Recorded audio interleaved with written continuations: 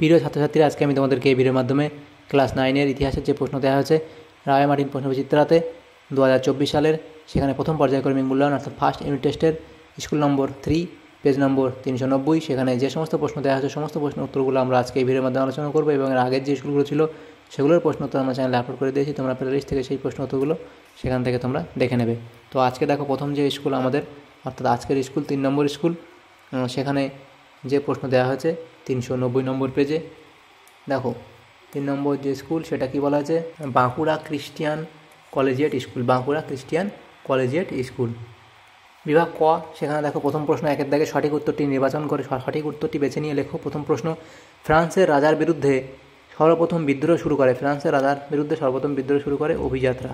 Next প্রশ্ন, প্রজাপতি রাজা নামে পরিচিত ছিলেন, প্রজাপতি রাজা নামে পরিচিত ছিলেন পঞ্চদশ লুই, অপশান বি হবে সঠিক উত্তর। নেক্সট প্রশ্ন, ফ্রান্সকে রাজনৈতিক কারাগার বলেছেন, ফ্রান্সকে রাজনৈতিক কারাগার বলেছেন ভলতেয়ার, অপশান এ। নেক্সট প্রশ্ন, ফ্রান্সের কর ব্যবস্থায় লবণের ওপর ধার্য করের নাম ছিল গ্যাবেল, অর্থাৎ অপশান সি হবে সঠিক উত্তর। নেক্সট প্রশ্ন, man is born free but everywhere he is in change, কথাটি বলেছেন কে, অর্থাৎ অপশান এ হবে রুশো। নেক্সট প্রশ্ন, কনসুলেটের সংবিধানের রচয়িতা ছিলেন আবেসিয়েস, অর্থাৎ অপশান বি। নেক্সট প্রশ্ন, ঐতিহাসিক লেফেভর ফরাসি সমাজের বাইবেল বলে চিহ্নিত করেছেন কোড নেপোলিয়নকে, অপশান বি হবে সঠিক উত্তর। নেক্সট প্রশ্ন, ইউনিভার্সিটি অফ ফ্রান্স প্রতিষ্ঠিত হয় 1808 খ্রিস্টাব্দে, অপশান ডি হবে সঠিক উত্তর। নেক্সট প্রশ্ন, 9 দাগের প্রশ্নে বলা আছে নেপোলিয়ন স্পেনের সিংহাসনে নেপোলিয়ন স্পেনের সিংহাসনে বসান, এটা হবে জোসেফ বোনাপার্টকে, অপশান বি হবে সঠিক উত্তর। নেক্সট প্রশ্ন, জাতিসমূহের যুদ্ধ বলা হয় লিপজিগের যুদ্ধকে, অপশান এ হবে সঠিক উত্তর। তাহলে এখানে যে এমসিকিউ টাইপ প্রশ্ন ছিল 10টা, সেগুলো হয়ে গেল। বিভাগ খ, সেখানে 2 দাগের প্রশ্ন কি বলা আছে দেখো, একটি বাক্য উত্তর দাও। প্রথম প্রশ্ন, অ্যাসাইনেট কি? অ্যাসাইনেট হলো ফরাসি সংবিধান সভা প্রবর্তিত এক প্রকার, এটা হবে কাগজের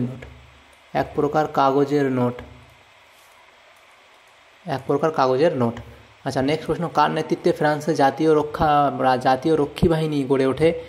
লাফায়েত এর নেতৃত্বে। নেক্সট প্রশ্ন, কে গিলোটিন যন্ত্র আবিষ্কার করেন? ফরাসি চিকিৎসক ডাক্তার গিলোটিন। নেক্সট প্রশ্ন, 4 দাগের বলা আছে নেপোলিয়ন কবে নিজেকে সম্রাট হিসেবে ঘোষণা করেন? 1804 খ্রিস্টাব্দে। ট্রাফালগারের নৌযুদ্ধে ইংরেজ সেনাপতি কে ছিলেন? এটা হবে নেলসন। শত দিবসের রাজত্ব এর সময়কাল উল্লেখ করো, এটা হবে 1815 খ্রিস্টাব্দের 20 মার্চ থেকে 29 জুন পর্যন্ত। বিভাগ গ এর মধ্যে যে প্রশ্ন 3 দাগে বলা আছে, নিচের প্রশ্নগুলি 2-3টি বাক্যে উত্তর দাও, যে কোনো 4টি প্রশ্ন উত্তর করতে বলা আছে। প্রথম প্রশ্ন, লেতর দ্য ক্যাশে কি? লেতর দ্য ক্যাশে হলো ফ্রান্সে প্রচলিত এক প্রকার রাজকীয় গ্রেপ্তারি পরোয়ানা। এই পরোয়ানার ভিত্তিতে রাজকর্মচারীরা যে কোনো ব্যক্তিকে গ্রেপ্তার করে বিনা বিচারে দীর্ঘদিন আটক করে রাখতে পারতেন। দ্বিতীয় প্রশ্ন কী ছিল, কে কবে ব্রান্সউইক ঘোষণাপত্র জারি করেন? 1792 খ্রিস্টাব্দে ডিউক অফ ব্রান্সউইক এই ঘোষণাপত্র জারি করেন। আচ্ছা, নেক্সট প্রশ্ন ছিল 3 দাগের প্রশ্ন, সেখানে বলা আছে কোড নেপোলিয়ন এর 2টি ত্রুটি উল্লেখ করো। কোড নেপোলিয়ন এর প্রধান কয়েকটি ত্রুটি ছিল, 1 নম্বর, সমাজে নারীদের মর্যাদা হ্রাস, শ্রমিকের গুরুত্বহীনতা ইত্যাদি।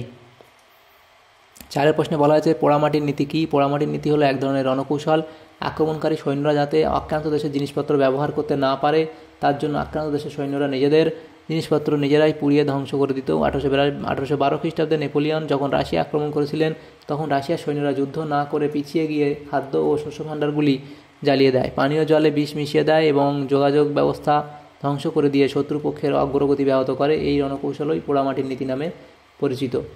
5 দাগের প্রশ্নে বলা আছে কনফেডারেশন অব দ্য রাইন গঠনের উদ্দেশ্য কী ছিল? অস্ট্রিয়া ও প্রাশিয়াকে প্রতিহত করার উদ্দেশ্য সামনে রেখে নেপোলিয়ন রাইন উপত্যকা রাজ্যগুলিকে নিয়ে রাজ্যসংঘ গড়ে তোলেন। 1806 খ্রিস্টাব্দে প্রথম ব্যাভেরিয়া, পরে উইটেনবার্গ ও ব্যাডেন সহ দক্ষিণ পশ্চিম জার্মানির আরও 13টি ক্ষুদ্র রাজ্য নিয়ে মোট 16টি রাজ্য এই রাজ্যসংঘ গঠিত হয়। পরে স্যাক্সনি ও টাইরল যোগ দেওয়ায় কনফেডারেশন অব দ্য রাইন এর সদস্য রাষ্ট্রের সংখ্যা বেড়ে দাঁড়ায় 18। বিভাগ ঘ এর মধ্যে বলা হয়েছে 4 দাগের প্রশ্ন, নিচের প্রশ্নগুলি 7-8 বাক্যে উত্তর দাও, যে কোনো 2টি প্রশ্ন উত্তর করতে বলা আছে। প্রথম প্রশ্ন, ফ্রান্সের অভ্যন্তরীণ ক্ষেত্রে রাজা ষোড়শ লুইয়ের মৃত্যুদণ্ডে কী প্রভাব পড়েছিল? 1791 খ্রিস্টাব্দে ফ্রান্সে যে নতুন সংবিধান রচিত হয়েছিল তাতে রাজার ক্ষমতা খর্ব করা হলে রাজা ষোড়শ লুই নিরুপায় হয়ে ওই সংবিধানে স্বাক্ষর করতে বাধ্য হয় এবং রাজার অস্ট্রিয়া পালানোর চেষ্টা সেটা এখানে লিখবে। এবং রাজার ধরা পড়ে যাওয়ার লাঞ্ছনা সেটা এখানে দেওয়া, সেগুলো লিখে দেবে। তারপরে লিখবে কি আইনসভার সঙ্গে রাজার বিরোধ। এখানে লিখবে যাজক সমস্যার সমাধান প্রস্তাব এবং দেশত্যাগী অভিজাত সমস্যার সমাধান প্রস্তাব, রাজার বিরোধিতা।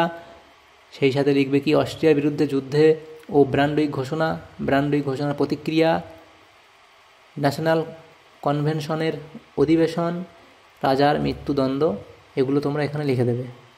অর্থাৎ শেষ পর্যন্ত সংখ্যাগরিষ্ঠ ভোটে রাজার প্রাণদণ্ডের আদেশ দেওয়া হয়। এই লেখাটা এখানে আসছে না, ওই জন্য আমি পড়ে বলে দিচ্ছি। রাজার প্রাণদণ্ডের আদেশ দেওয়া হয় 1793 খ্রিস্টাব্দের 21 জানুয়ারি। রাজা ও রাজ পরিবারের সকলকে গিলোটিনে বধ করা হয়।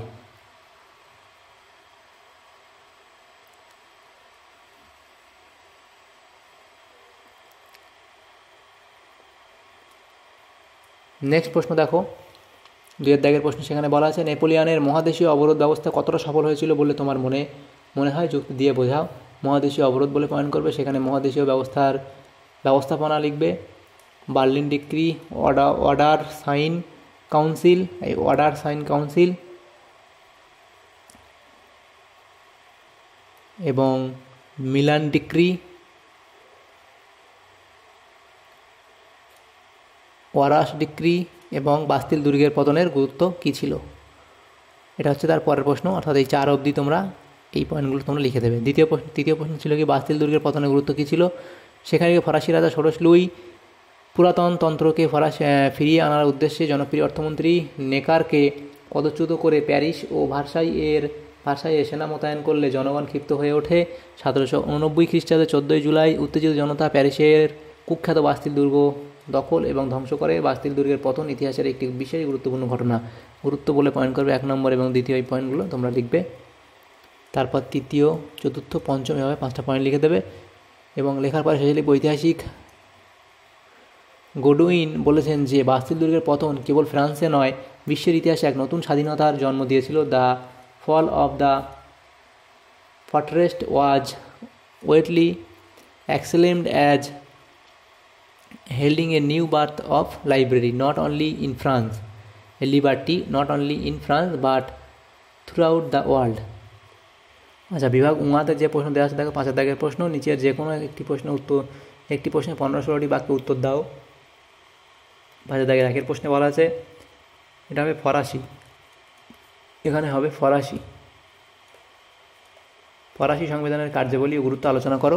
ভূমিকা বলে পয়েন্ট করে লিখবে ফরাসি সম্রাট ষোড়শ লুই 1789 খ্রিস্টাব্দে স্টেটস জেনারেল অধিবেশনে আহ্বান করেন। এই অধিবেশনে সম্রাট তৃতীয় শ্রেণীর প্রতিনিধিদের মাথাপিছু ভোটদানের দাবি না মানলে তারা নিজেদের সভাকে জাতীয় সভা বলে ঘোষণা করে এবং টেনিস কোর্টে শপথ নিয়ে নতুন সংবিধান রচনার অঙ্গীকার করে। এই অবস্থায় সম্রাট তৃতীয় শ্রেণীর দাবি মেনে নিয়ে 3 শ্রেণীর যৌথ অধিবেশন আহ্বান করে। ফলে জাতীয় সভায় রূপান্তরিত হয়। সংবিধান রচনা, সংবিধান সভার কার্যাবলী এবং সমস্ত প্রথার বিলোপ, এগুলো তোমরা পয়েন্ট করবে, এগুলো লিখবে। এবং এখানে দেখো আর একটা পয়েন্ট তোমরা এখানে করবে ব্যক্তি ও নাগরিকের অধিকার ঘোষণা।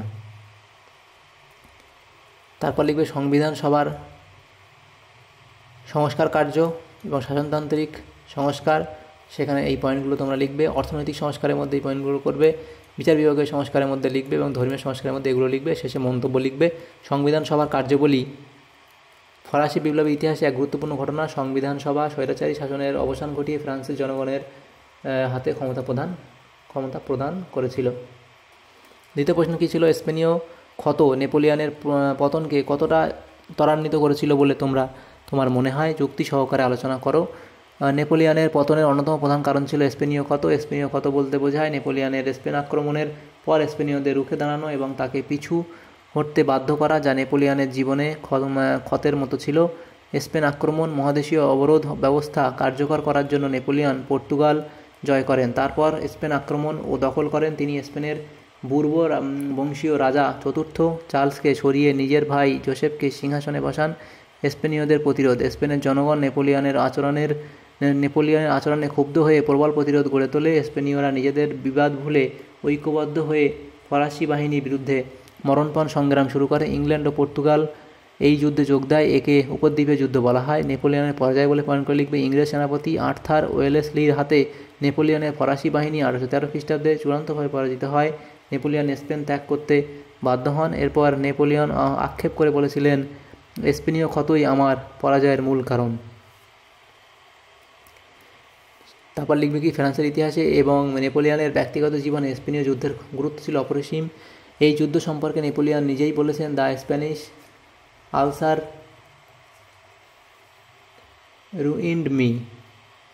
ফরাসিদের ব্যর্থতার কারণ বলে পয়েন্ট করবে, সেখানে লিখবে 1 নম্বর স্পেনের প্রাকৃতিক পরিবেশ, খাদ্যাভাব, যোগাযোগের সমস্যা, স্পেনীয় যুদ্ধনীতি, স্পেনের জাতীয়তাবাদ এবং ইংল্যান্ডের বিরোধিতা। এই পয়েন্টগুলো তোমরা এখানে ডিটেলস লিখে দেবে, তাহলে এই প্রশ্নটা এখানে হয়ে যাবে। তাহলে আমাদের দেখো এখানে ক্লাস 9-এর ইতিহাসের যে প্রশ্নগুলো ছিল আমাদের পেজ নম্বর 390-তে